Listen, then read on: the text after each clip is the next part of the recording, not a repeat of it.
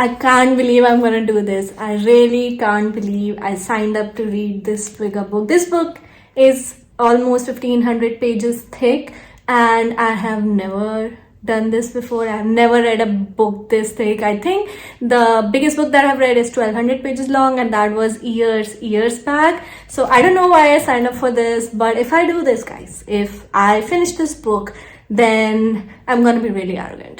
Sorry, I'm gonna feel really good about myself, and I feel like I'll set the foot right for this year. And I also would find myself picking more bigger books, because that's one of my biggest fear. I find myself running away from bigger books, and as we do, if we want to tackle a challenge, we tackle it head on. We take it upon ourselves to try and do our best, and that is what I'm gonna do. Please wish me luck.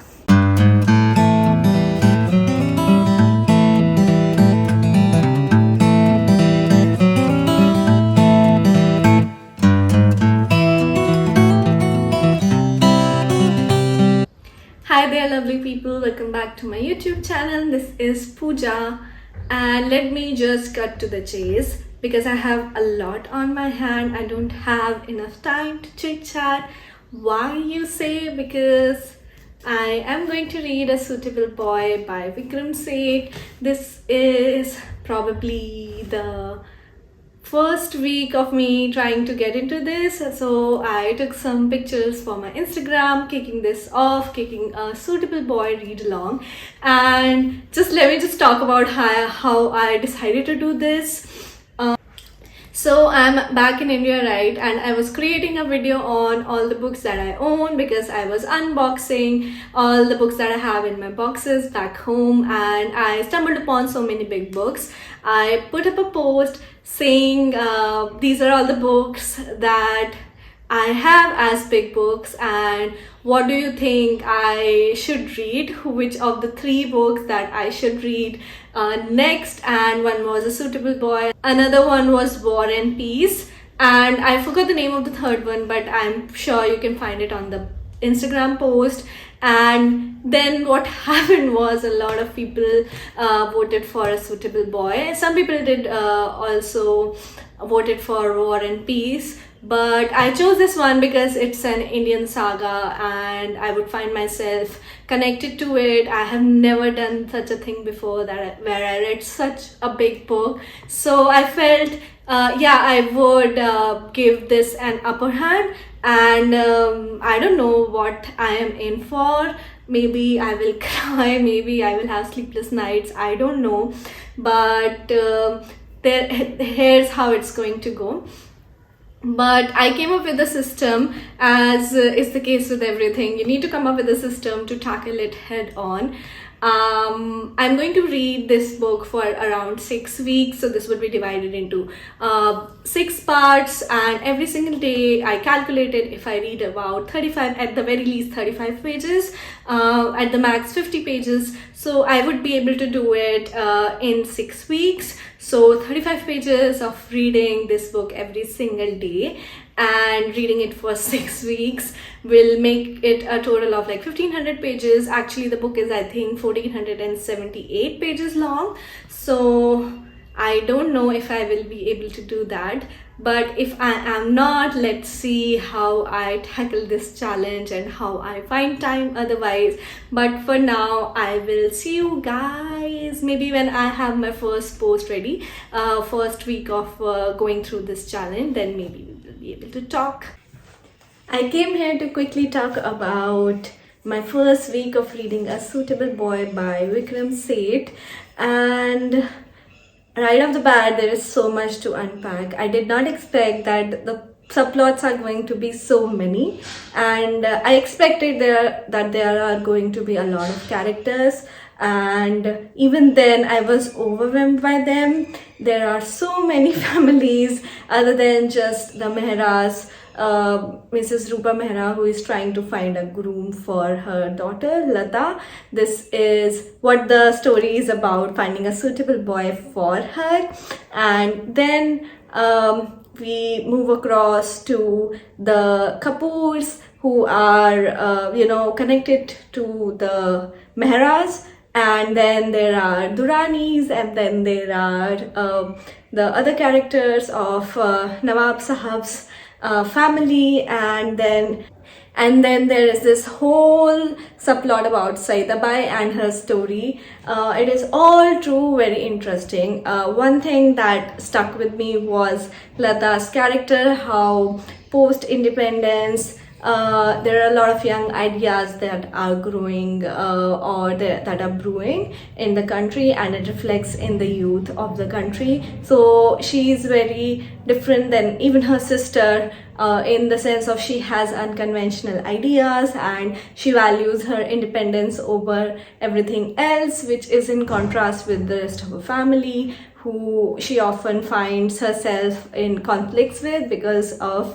her extreme views according to them. So that is very interesting to see. And also I read around 3 parts, the first part, the second part, and the third part in the first week, and what came across was also the political background in India. Around the same time, there has been talks of the abolition of Zamindari Act, and Mr. Mahesh Kapoor, who is also a minister, we see the political unrest and the political situation of the country through his eyes, because he is involved in all these discussions with the Congress party and other ruling parties in the country. I'm feeling like I'm in for a ride, and I hope it is for the good. But we will see. I really like reading books like these, especially set on Indian background, because the way they describe the mundane things, like this story so far is spanned between Calcutta, Brahmapur, and Lucknow, and all three places have their peculiar traits, characteristics, the food, the weather, and everything, which is very well described. Also, just the description of the background of where the characters are playing the scene, just about a courtyard or a tree or the wind or the village or the train, everything is so Indian. It just brings in a lot of nostalgia.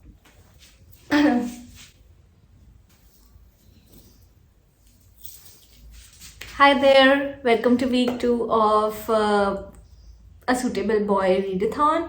I finished almost 400 pages of the book in the 2 weeks that I've been reading it, and as I was preparing myself to post something today, I thought I will also update on the video what are my thoughts about the book so far. So in the last part, in the last week, we saw how we were just introduced to the characters, and the story is gonna move on from that foundation. In this, in the coming pages, we see more visibly, more intensely, the political scenarios in India, the Hindu-Muslim divide, and how common it is to, bring it out in conversation. All the conversations are around the same line, and people talk very casually about people from upper caste, lower caste, the slurs, the slangs, and even just bring it in conversation that that person belongs to that religion, so they are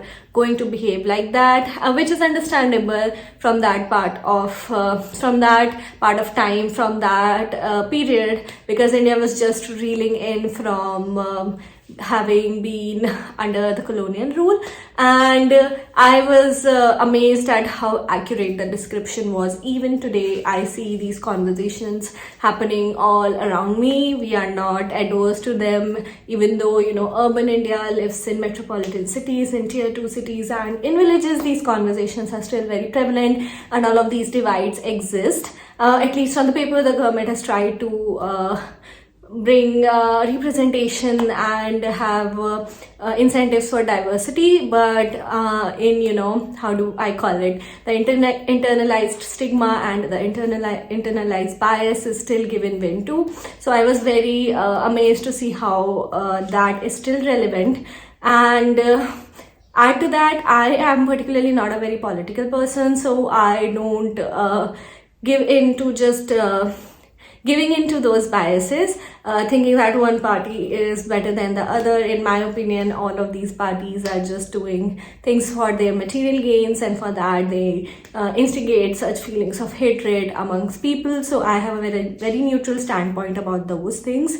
But even then, as a third person, as a spectator, I was enjoying the discussions, because all of these things do happen. And you know how lowly these politicians can go to just to win a seat and to be in power. It is very well depicted in these pages. I'm excited to see how it would go along from here. I hope it doesn't get very triggering, or it doesn't get like too real, but it is going to get too real. And thankfully for me, I have acquired a kind of neutral role in these things, because these things trigger me and I go too deep into them. But as for just being a reader, the writing encapsulates the sentiment of the masses really well. So I'm excited to see how it goes forward from here. Hi guys, this is week 3 update of reading A Suitable Boy Read Along.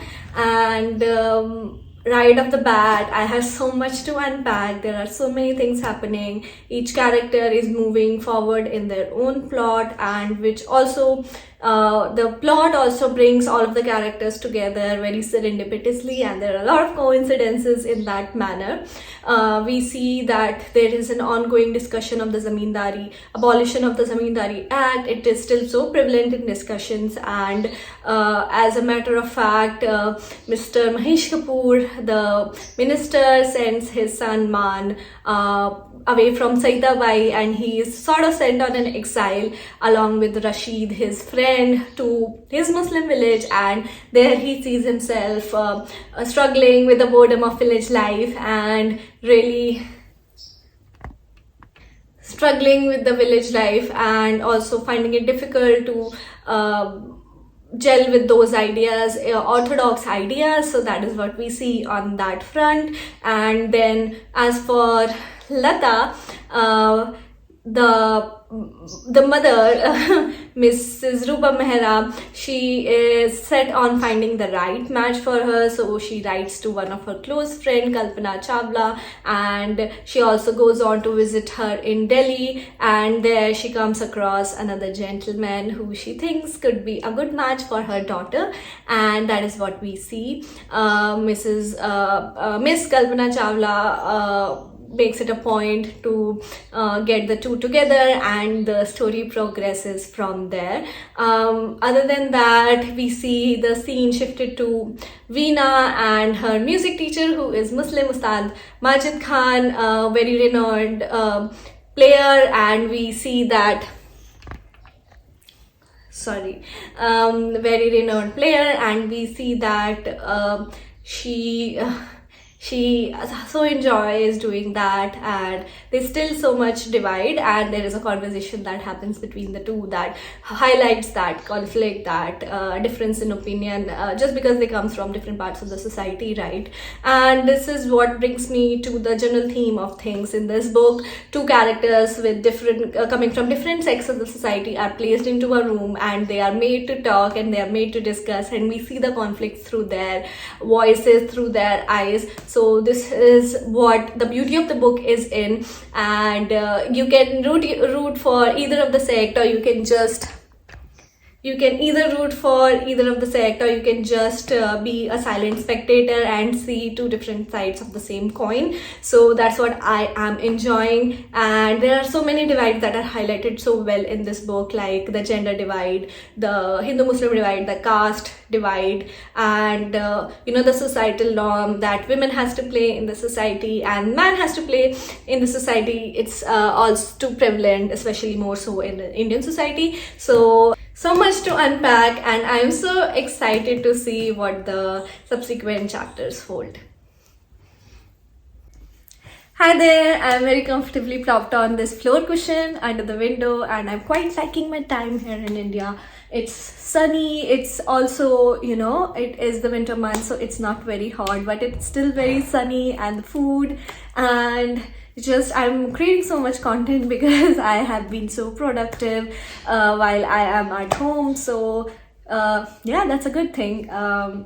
As for today, this is week four update of A Suitable Boy Read Along, and so far I've reached around 800 pages. I am lagging a bit behind, but I am hovering over part 11, so I'll be almost done with it today.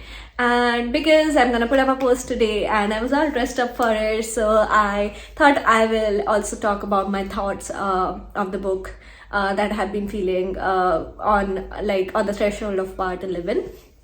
There has been continuous talks about abolition of the Zamindari Act, which was quite prevalent in British era, in colonial India, and a lot of zamindars profited off it. So we see that there has been a lot of discussion around these because some of the political people do not want it abolished, and also the people who are in power would not want it abolished. And particularly in these parts, we see that two different sects from different religion have different arguments for the same, and they get into a kind of ruffle over it, and both of them have different sides, although that both of them profit from the same thing. And it was so surprising for me to understand and also affirm the fact that in society some of the sects always have like an upper hand, right? And to see that some people, one of those people will still have the liberty to pretend that they have an upper hand and they want things to change in this world, and they would act so, but in reality they still profit from that privilege. So that's one thing. And on the other hand, the same kind of people who benefit from the privilege would also want it preserved, so they have the liberty to act as if they want to preserve it, and they fight tooth and nail for it. So that is how privilege in this world works, and it is very well depicted in these scenes. That's what my interpretation from all of these disagreements and conflicts were, and which is what I project in my life as well. That's what I have seen around me. As for Lata, we see that she is reunited with her long lost lover Kabir, and things are okay for her for a little while, but then enters another suitor who is very charming and is in tune with Lata's temperament about art and books, and he appreciates her beauty in that sense that she is so well read and she is opinionated in her own accord. So it's very interesting to see that what would Lata think of it, because on one hand her heart is with Kabir, but she knows very well that this union is not possible because coming from that era, a union between interreligious marriages are practically not possible, and her mother will kill her. not literally, but her mother would never let that happen. So that is one thing in her mind. We don't even know if Kabir is going to be the Prince Charming that he's advertising, but as for this other suitor, he seems very promising, and I am also very excited for Lata that what would she choose, and would she be able to narrow it down what is best for her and what is not. So I am more invested in Lata's story than the political aspect, to be honest with you. And as for the subplots and the characters, they are still the same. I was so surprised, I was so happy to know that I am still so invested in them. I do not find myself getting bored of reading about the families, because I sometimes do. That is one of my fear. I remember I tried reading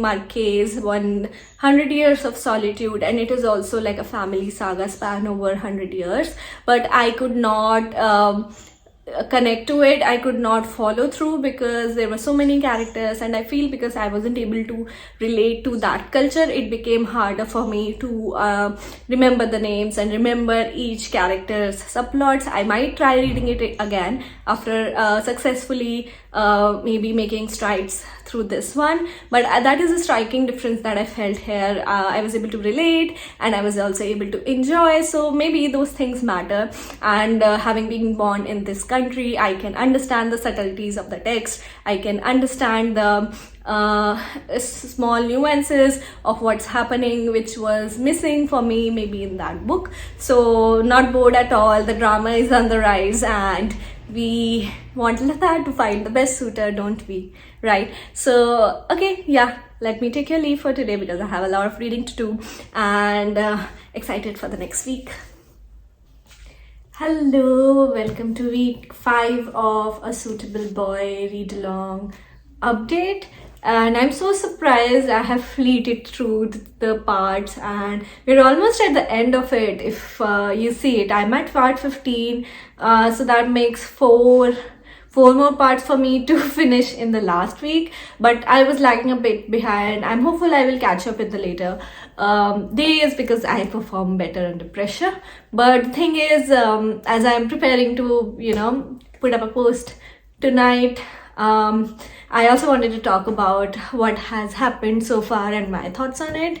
So the book predominantly is marred, is full of these references, political references, and the Zamindari Act acts as center point for all of these conversations. But around those we see political discussions in all different sects of the society, whether it be for the Muslims, for the Hindus, for other sects, Sikhs, Jains, and that is what I have seen the book encapsulate so well. It is not just about finding a suitable boy for Lata, it's much more than that. And yeah, I see a lot happening there. Like Mr. Mahesh Kapoor sort of is thinking of resigning from the Congress party, and with Nehru being in power, there is so much happening there which conflicts with the ideology of a secular India, and Congress being a poster child for that, and that is not happening. So there is growing discontent amongst people for that. So that is very well encapsulated, very well shown. So that's why we see that Mr. Mahesh Kapoor sees himself getting detached from that ideology. So that's there. His son Man is still trying to meet Saidabai because he has been given an exile by his father so as to improve his ways. But when he comes back, he is planning to meet Saidabai, and then they'll reunite. So that is one plot that is keeping the readers excited. And then as for Lata, apart from Kabir, who keeps getting into her life, who keeps popping here and there and messes up with her brain, there are other suitors. Like last time we didn't talk about Harish. Harish is another of her suitors that just is introduced to Mrs. Rupa Mehra by her very good friend Kalpana. And Harish is again a golden child. He is someone who has made himself up from the scratch, and he works for a shoe factory, and he's so passionate about his work, which is a bit contrasting from Lata's personality. She's more free and she is more into arts, but Harish is very to the point person. So that is what we see. Although Mrs. Rupa Mehra likes him because he is the ideal, ideal bachelor, ideal what do you call it, ideal suit, ideal match for her daughter on paper. But we will still have to see what Lata thinks of it, and how would all these three people, Amit, Kabir, and Harish, out of the three who she chooses. So it's all going really well. It's a bit of a hodgepodge of situations, but it's not very hard to follow through. I feel like I'm easily able to reconnect the plots and the subplots, that this is something that happened in this part, and which is which means the book is going really well for me. I find it really hard. I have to go back and again find out what happened, but that did not happen. It is like a picture that is happening, that's going on in my mind, and it is, as I say, it is a very long saga and it doesn't disappoint. So I am very excited to see what the last week is going to hold, because it is the finale, who is going to be Lata's suitable boy. And as for the country, where is the country going? And as for other sub characters, do they get a happy ending? All of this we're gonna know next week. So stay tuned. I can't believe I'm saying this. This is the finale for Post. This was the final week that I read A Suitable Boy by Vikram Seth, and I am amazed. I'm amazed by the fact that I finished it, and I'm also amazed by a few things that happened in the later chapters. I read part 15, 16, 17, 18 and 19 in this entire week because I was lagging behind, and so I had a lot to catch up on, but I did. And oh boy, in the last few chapters, as the climax approaches, the story just takes so many different turns all at the same time. I don't want to spoil anything for anyone here. You just go and find out on your own what happens to all the plot lines, the story of all the people. Does Lata find her suitable boy? Is Mrs. Rupa Mehra happy with the outcome of that whole search? What happens to the Kapoor family? What happens to Saida Bai? And what happens to other characters in the plot? But there is one thing that I'm gonna say as I finish off this saga, as I finish off this readathon, is I had a lot of fun. I was able to make it into a challenge. Every week or so I would decide what to wear for putting up the post, and as is, I don't wear a lot of Indian outfits. I do have them, but I can see how people loved it, and I also loved it so much. You can see I decided to wear a sari today because this is what is going to be the final post. By the time this video comes out, that post would be on my Instagram. So it was a very fun challenge to do. Second thing is, I would have never thought I would be able to pick up a 1400 pages long book and finish it, and now that I have done it, I am so enthused and I'm so proud of myself for sticking by and not giving up. And it was getting hard in the later stages because I was lagging behind a lot, but I cannot carry this book with me to London, so I had to finish this one while I am here. And it also just makes for you being accountable if you just start a challenge on your own. So I am so happy I did that, and I am so happy that I finished the whole of it. I am going to next watch the series by BBC. I was meaning to watch that for so long, but because I believe that you should read the book first, that was pending forever. So these are the two takeaways for me, that you should make a difficult task challenge and you would have fun with it. And second thing, do not be just held back with your own self-limiting belief. I would have never thought I would have been able to do this, but it was the smallest steps and holding yourself accountable for them and staying consistent.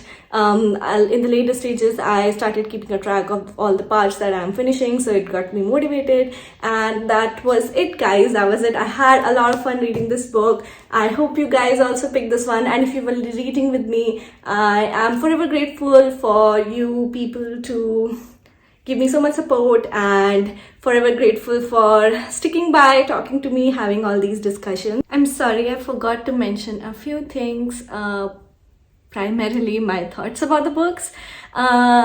Easily this is a 5-star read for me, and probably it's going to be my favorite book of this year as well. I'm always going to associate this book with my time in India in 2023, because the entirety of the time I was back home, I read this book. So it is a very happy memory to take with you.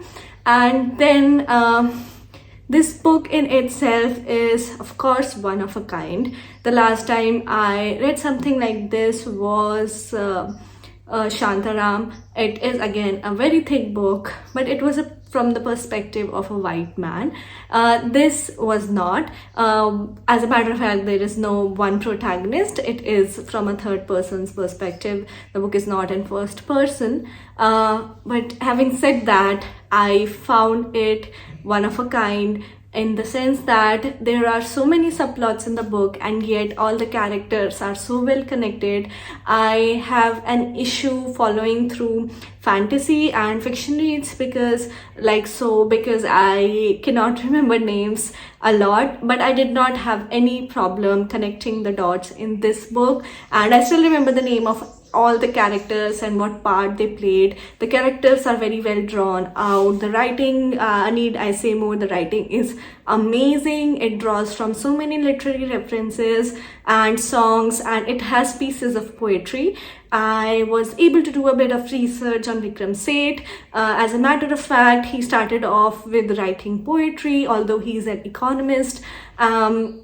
And this book was written over a period of 10 years. I forgot how much money did he got to as a grant to just get started on it, but it was a lot back in the days. And so that means his work spoke for himself. And this book also is a saga in a testimonial to that fact of his art and craft. Just go and grab a copy and you can read it. I understand there are parts of the book that I found myself skimming through the political parts because I get a little bit triggered by all those happenings, the riots and the Hindu-Muslim divide, but it is still a very accurate representation of post-colonial independent India, which was struggling with all these ideas, and there was so much work to be done, and that was done. So the social landscape is very beautifully described, along with the conflicts between the modern and the old mindset. And again, so many religions just cohabit India. It is amazing how this conundrum comes into being, and as a machine we still operate so well. You would know, if you're an Indian, you would know how the localities would have people from all religion, and yet there is always so much tension between the two, and also there is always so much love also that is passed. So there is no one size fit all to these situations. So I was very happy to read that in this book, and as I said, I think this is going to be my favorite book of 2023, and I am happy that I got to read it in the start itself.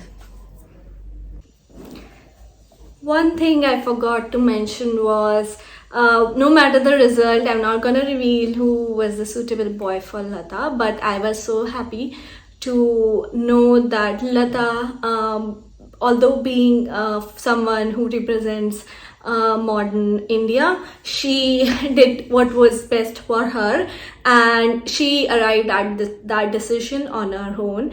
To me, that is the real definition of independence, independent thinking, and being confident in your own self. So no matter you are a woman or a man, and I loved that for the character. I loved how the author did not give that away out of our main protagonist. And so often we see that under the garb of someone being modern, especially more so for women, we are told to be less opinionated, and we do not know what is best for us because we just are going after a fad, and you should always stick to what is being told to you. I don't adhere to that ideology. Having said that, I also believe in making the right decisions for yourself and knowing your limitations. But then in your own bubble, you make your own decisions. But at the end of the day, it should be your decision to make, no matter whether you identify as a conservative or a liberal or belonging to any different ideology. But you should be confident in your own self, and of course goes without saying you should not be a shitty person. Shitty people are shitty no matter their ideology, but it was amazing for me to see, even at the time when the novel was written, it preserved that essence, that our dear Lata arrived at her own decision, and she was not deterred when a lot of people around her tried to dissuade her thought process. So kudos to her, kudos to Vikram Seth for writing such a strong female character at that time as well. And yeah, this just filled me with so much love for the book again. I hope this vlog was also fun. This whole thing that I took you along with me in this read along, and I hope to see you guys next time. In the meantime, if you really like this video, I would appreciate if you would like it, if you would share it with your friends, or if you're feeling really generous, I would appreciate if you would support me by subscribing to the channel. I talk about books a lot, but I also talk about different things in life, growth mindset, motivation, all kind of things, and if you're into that, you would really love it here. I will see you guys next time. Have a nice rest of the day, have a nice rest of the week, have a nice year ahead. Bye bye.